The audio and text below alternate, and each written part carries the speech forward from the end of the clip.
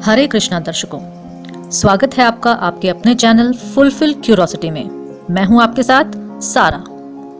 दर्शकों, हम सभी के मन में क्या, क्यों, कब, कहां, कैसे, ये सभी प्रश्न तो उठते ही रहते हैं। और हाँ, यदि आपके मन में कोई ऐसा प्रश्न है, चाहे वो किसी भी विषय से क्यों ना हो, जिसे जानने की जिज्ञासा आपके मन में सदैव बनी रहती है, तो आप उसे कमेंट बॉक्स में अवश्य बताइएगा। मैं अपनी पूरी कोशिश करूंगी आपका वो प्रश्न केवल प्रश्न बनकर ना रहे। इस एवज में मुझे चाहिए होगा आपका सहयोग फीडबैक के रूप में, चाहे वो पॉजिटिव हो या नेगेटिव, क्योंकि इसी फीडबैक से हमें वो मोटिवेशन मिलेगा जिससे मैं आपके साथ बनी रहूं आपके प्रश्नों के साथ। तो चलिए इन्हीं प्रश्नों को ध्यान में रखते हुए शुरू करते हैं आज का अंक। आज के अंक में हम जानेंगे आषाढ़ मास अमावस्या कब है, अमावस्या और पितृ तर्पण। आखिर पितृ हैं कौन? क्या हमारे सभी पूर्वज पितृ होते हैं? कितनी पीढ़ियों का तर्पण किया जाता है? क्या लड़कियां पिंडदान कर सकती हैं? पितरों की पूजा क्यों की जाती है? तो आइए शुरू करते हैं। मत्स्य पुराण के 14वें अध्याय के अनुसार पितरों की एक मानस कन्या ने कठिन तपस्या की थी। उसकी तपस्या से प्रसन्न होकर वरदान देने के लिए सभी पितृगण कृष्ण पक्ष की पंचदशी तिथि पर उपस्थित हुए। पितृगणों में एक पितृ था अमावसु।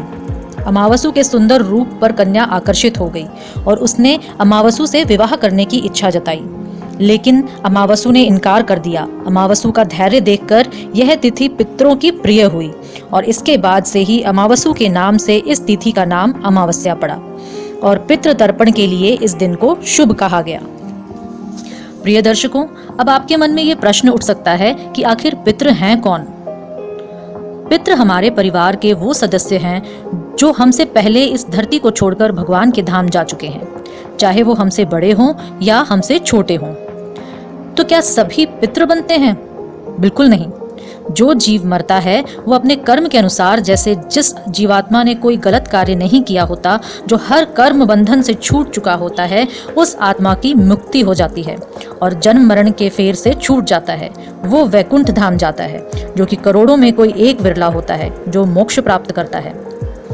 अच्छा, उसके बाद वो जीवात्माएं आती हैं जिनके अच्छे कर्म ज्यादा होते हैं, वो पितृलोक में चले जाते हैं और हमारे पितृ कहलाते हैं और वो वहां तब तक रहते हैं जब तक उनके पुनर्जन्म की पूर्ण व्यवस्था ना हो जाए। ऐसा माना जाता है कि यह अवधि 150 वर्ष तक की हो सकती है। पितृलोक एक तरह से वेटिंग रूम का कार्य करता है। और उसके बाद वो जीवात्माएं आती हैं जो जीवन पर्यंत जिनकी रुचि बुरे कर्मों में रही है अथवा जिनके बुरे कर्मों की संख्या अधिक होती है, वो अपने कर्मों के अनुसार किसी अन्य योनियों में या भूत प्रेत आदि योनियों में भटकते रहते हैं और अपने कर्मों का फल प्राप्त करते हैं।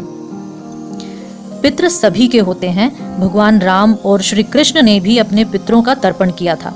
शास्त्रों में ऐसा विधान है कि मनुष्य को केवल 3 पीढ़ियों का ही पिंडदान तर्पण करना चाहिए, जैसे परदादा, परदादी, दादा दादी तथा माता पिता।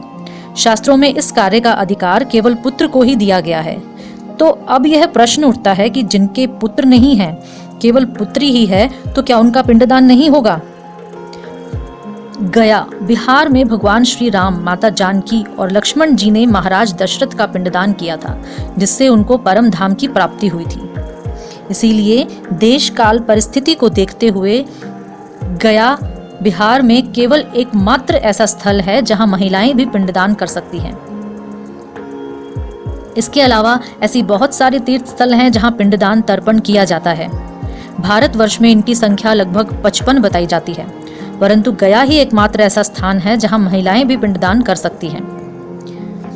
अच्छा, अब तक हमने बात की अमावस्या के बारे में। पितृ कौन है, क्या सभी मृत पूर्वज पितृ होते हैं, कितनी पीढ़ियों का तर्पण, महिलाओं द्वारा पिंडदान आदि आदि।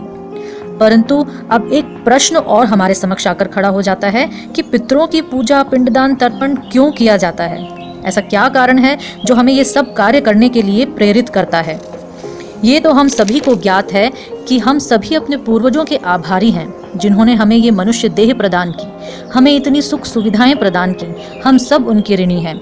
हमारा इस धरा पर आने का वे माध्यम बने, तो हमें उनके जीते जी उनका सम्मान करना चाहिए और उनका आभार प्रकट करना चाहिए और मरणोपरांत उनका पिंडदान, तर्पण आदि ही एक ऐसा मार्ग है जो उनकी संतानें उनके इस कठिन पथ को सुगम बना सकती हैं, उन्हें तृप्त कर सकती हैं और उनकी मुक्ति का कारण बन सकती हैं, उन्हें विभिन्न योनियों से मुक्त कर सकती हैं और उनका आशीर्वाद और स्नेह प्राप्त कर सकती हैं।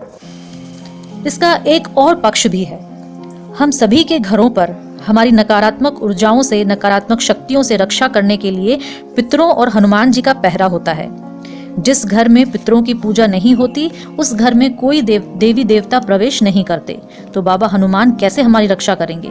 पितरों की पूजा से, पिंडदान से, तर्पण से उन्हें बल मिलता है और वे हमारी नकारात्मक शक्तियों से रक्षा करते हैं, सदैव हमारे साथ रहते हुए। वे तृप्त होते हैं और आशीर्वाद देते हैं, जिससे हम देवी देवताओं का आशीर्वाद भी प्राप्त करते हैं और हमारा घर और हमारी संतानें फलती फूलती हैं। कभी कोई बाधा नहीं आती जिसका निवारण ना हो सके। तो इसी के साथ आइए जानते हैं आषाढ़ अमावस्या 2024 कब और किस दिन है।